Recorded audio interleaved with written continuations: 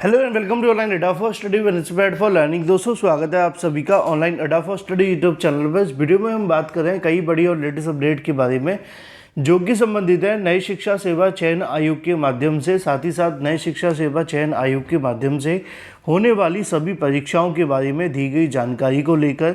साथ ही हम बात करेंगे UP TGT PGT, UP TET, इसके अलावा नई प्राथमिक शिक्षक भर्ती और सुपर टीईटी के बारे में एक एक करके सारी अपडेट कवर करें। उससे पहले चैनल को सब्सक्राइब करके बेल आइकन को दबा लें और वीडियो को लाइक कर दें, जिससे कि आपको रियल ऑथेंटिक जानकारी online Adda for study YouTube channel से मिलती रहे।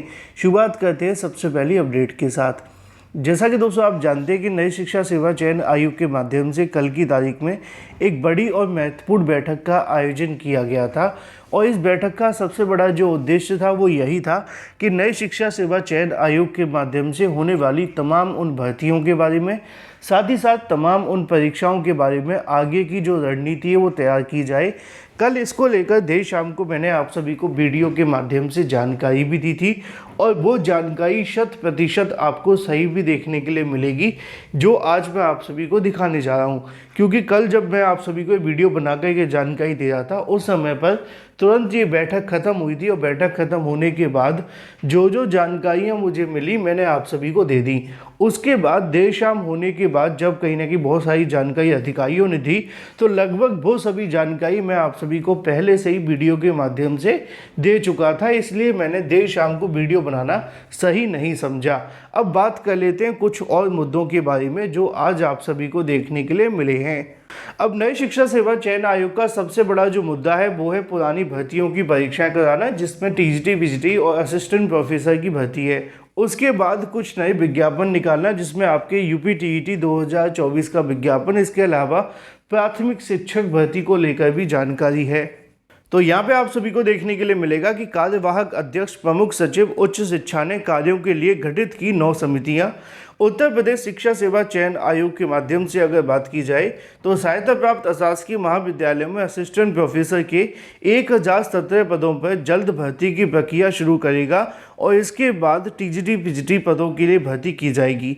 मैंने आपको कल ये बात पहले ही क्लियर की थी कि जो अधिकारियों ने मीटिंग में तय किया है वो यही है कि पहले हम असिस्टेंट प्रोफेसर की परीक्षा करवाएंगे, उसके बाद में टीजीटी पीजीटी की परीक्षा करवाएंगे। टीजीटी पीजीटी 4163 पदों की भर्ती की जाएगी।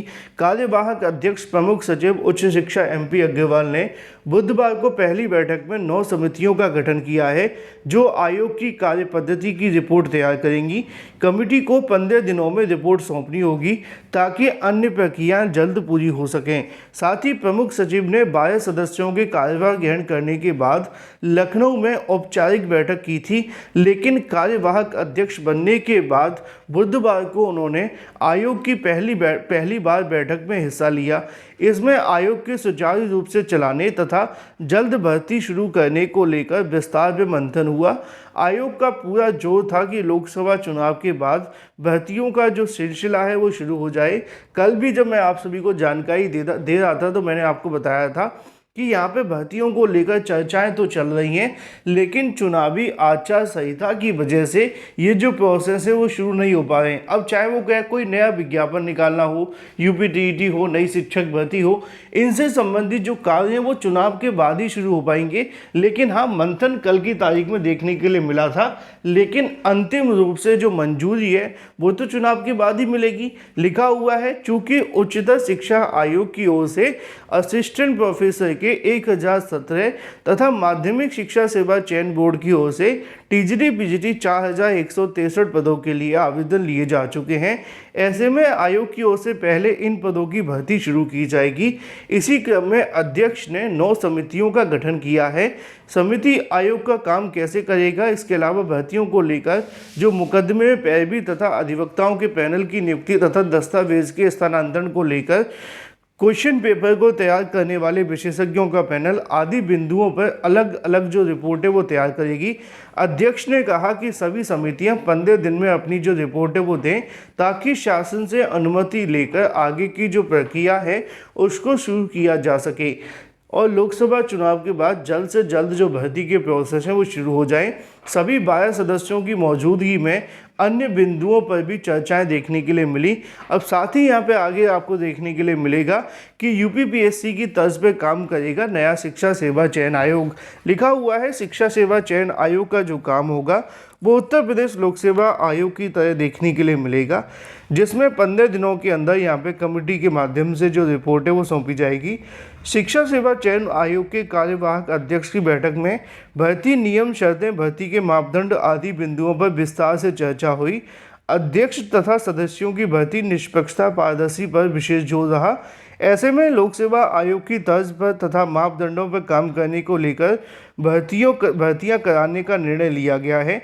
इसी क्रम में अध्यक्ष ने कमेटी का गठन करते हुए उत्तर प्रदेश लोक सेवा कैसे काम करता है, सेवा शर्तें क्या हैं, भर्ती एवं परीक्षा में किस प्रकार से आयोजन देखने के लिए मिलता है, साथ ही साथ और भी बहुत सारी जानकारी। अब थोड़ी सी बात कर लेते हैं कुछ और मुद्दों की। कल मैंने आप सभी को अपने वीडियो में आयोग की वेबसाइट को लेकर भी जानकारी दी थी। लिखा हुआ है जल्द बनेगी आयोग की वेबसाइट, आयोग जल्द ही अपनी वेबसाइट बनाएगा। अध्यक्ष ने कार्यवाहक सचिव, विशेष सचिव उच्च शिक्षा गेजेस त्यागी को इसके लिए आवश्यक प्रक्रिया पूरी करने के निर्देश दिए हैं। मैंने कल इसको लेकर आप सभी को बताया भी था कि आयोग के माध्यम से अपनी जो वेबसाइट बनाए जाने को लेकर निर्देश भी दिए गए और कल इस मामले पर चर्चाएं भी देखने के लिए मिली थी। अब आप ही बताओ, कल का अगर आपने वो वीडियो देखा होगा, उसके बाद अगर आपने ये वाला कहीं ना कहीं जो पेपर पढ़ेंगे तो एक एक बातें आप सभी को कल के उस वीडियो के माध्यम से मिल गई होंगी। तो ये पूरा का पूरा मामला था। अब इसके अलावा यहाँ पे और भी बहुत सारी जानकारी लिखी हुई है कि चुनाव के बाद भर्ती परीक्षाओं को बढ़ेगा राज्य शिक्षा सेवा चयन आयोग, यानी कि नई शिक्षा सेवा चयन आयोग के माध्यम से अब जो भी चीज़ें देखने के लिए मिलेंगी वो तो तय है कि लोकसभा चुनाव के बाद ही देखने के लिए मिलेंगी। अब चाहे वो लोकसभा चुनाव के बाद टीजीटी बीजीटी की परीक्षा का आयोजन हो, क्योंकि पहले तो असिस्टेंट प्रोफेसर होगी, उसके बाद में आपकी टीजीटी बीजीटी होगी। ये भी कल मैंने आपको बता दिया था। मैंने आपको ये भी कहा था कि यूपी टीईटी वगैरह को लेकर जो प्रोसेस शुरू करना है वो भी कहीं ना कहीं चुनाव के बाद ही पूरा हो पाएगा, क्योंकि अभी नई शिक्षा सेवा चयन आयोग चुनावी आचार संहिता की वजह से विज्ञापन नहीं निकाल सकता, बाकी के जो काम है वो कर सकता है। और अभी कई ऐसी नियुक्तियां होना बाकी हैं, जैसे कि एग्ज़ाम कंट्रोलर की नियुक्ति हो या इससे संबंधित और भी नियुक्तियां, तो यहाँ पे इसको लेकर भी काम होगा।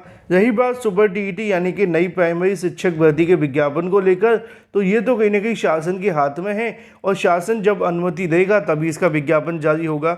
निश्चित तौर पे ये सभी के सभी जो काम है वो चुनावी आचार संहिता खत्म हो जाने के बाद नए जो विज्ञापन है वो जारी किए जाएंगे।